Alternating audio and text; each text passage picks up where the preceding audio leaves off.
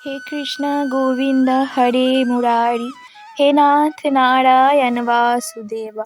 বলতে বলতে একরাশ মানুষ ছুটেছে খোল করতাল বাজিয়ে ভক্তি সহকারে নিরুদ্দেশের পানে। সেখান থেকেই শুরু হয়েছিল আস্তে আস্তে ভক্তিগীতি থেকে কীর্তনের সূচনা।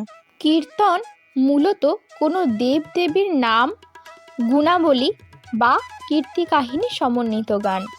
এই কীর্তন হচ্ছে একটি সংস্কৃত শব্দ। কীর্তনের গানের প্রকৃত উৎস হচ্ছে জয়দেব রচিত গীত গোবিন্দম থেকে, যিনি ছিলেন কিনা একজন প্রখ্যাত সংস্কৃত পণ্ডিত। শ্রীকৃষ্ণ কীর্তন। শ্রীকৃষ্ণ কীর্তন হলো মধ্যযুগীয় বাংলা কাব্য, যেটি রচনা করেছিলেন বড়ু চণ্ডীদাস। এটি আদি মধ্যযুগীয় তথা প্রাক চৈতন্য যুগে বাংলা ভাষায় লেখা একমাত্র আখ্যান কাব্য। এই কাব্যের প্রধান 3 চরিত্র ছিল রাধা, কৃষ্ণ ও বড়াই। এই বড়াই চরিত্রটি সৃষ্টি করা হয়েছে প্রাচীন সংস্কৃত সাহিত্যের কুট্টনী জাতীয় চরিত্রটির আদলে। এই 3টি চরিত্র চিত্রণের দক্ষতার পরিপ্রেক্ষিতে কাব্যটিকে বড়ু চণ্ডীদাসের কবি প্রতিভার সার্থক নিদর্শন মনে করা হয়। পরবর্তীকালের বৈষ্ণব পদাবলীগুলি ধীরে ধীরে রূপান্তরিত হয়েছিল খ্রিস্ট পদাবলীর দ্বারা। ইতিহাস ঘাঁটলে আমরা যা জানতে পারি তা শুনলে তো প্রায় সবাই অবাক হবে। খ্রিস্ট কীর্তন, হ্যাঁ, খ্রিস্ট কীর্তন অর্থাৎ যীশু খ্রিস্টের গান।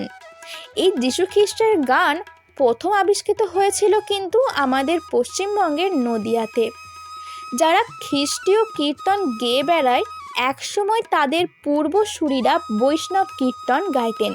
পরবর্তীকালে সেই সব মানুষ যখন খ্রিস্ট ধর্মে দীক্ষিত হলেন, কীর্তনের মাধ্যমেই তারা করতে লাগলেন যিশুর ভঞ্জনা। এইভাবে উদ্ভব হলো খ্রিস্টীয় কীর্তনের। আবার কেউ কেউ মনে করেন কালী কীর্তনের অনুসরণে খ্রিস্টীয় কীর্তন শুরু হয় প্রায় 150 বছর আগে।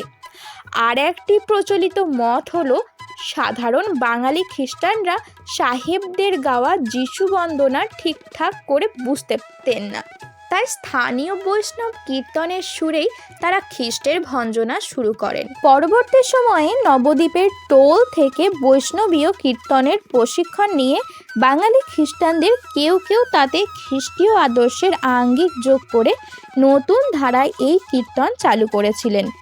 বৈষ্ণবীয় ধারায় খ্রিস্ট কীর্তনের কারণ কী ছিল? কীর্তন শিল্পী সামুয়েল বলেন, সে সময় সাহেবদের গাওয়া যিশু বন্দনার মানে বুঝতে পারতেন না বাঙালি খ্রিস্টানরা। তাছাড়া নদিয়ায় বৈষ্ণবীয় কীর্তনের প্রভাব উপেক্ষা করাও যেত না, তাই হিন্দু কীর্তনের মতো করেই ওরা খ্রিস্টীয় কীর্তন প্রবর্তন করেছিলেন। তার বাবা প্রয়াত বীরেন মণ্ডল সরাসরি প্রাদ্যী মতিলাল মল্লিকের সঙ্গে খ্রিস্টীয় কীর্তন করতেন। উনিও নবদ্বীপের বৈষ্ণবীয় টোলে গিয়ে হিন্দু কীর্তন গেয়েছিলেন। হিন্দু কীর্তনের মতো খ্রিস্টীয় পালা গানেও 3 ঘন্টা সময় লাগে। শুধু বড়দিন নয়, সারা বছরই বিভিন্ন জায়গায় খ্রিস্টীয় কীর্তনের জন্য ডাক আসত। যেরকম বৈষ্ণব ধারায় মাথু, নৌকাবিলাস ইত্যাদি পালাগান গাইতে হতো, ঠিক সেরকমই সুবিধা পাওয়া যেত খ্রিস্টীয় ধারার গান গাওয়ার।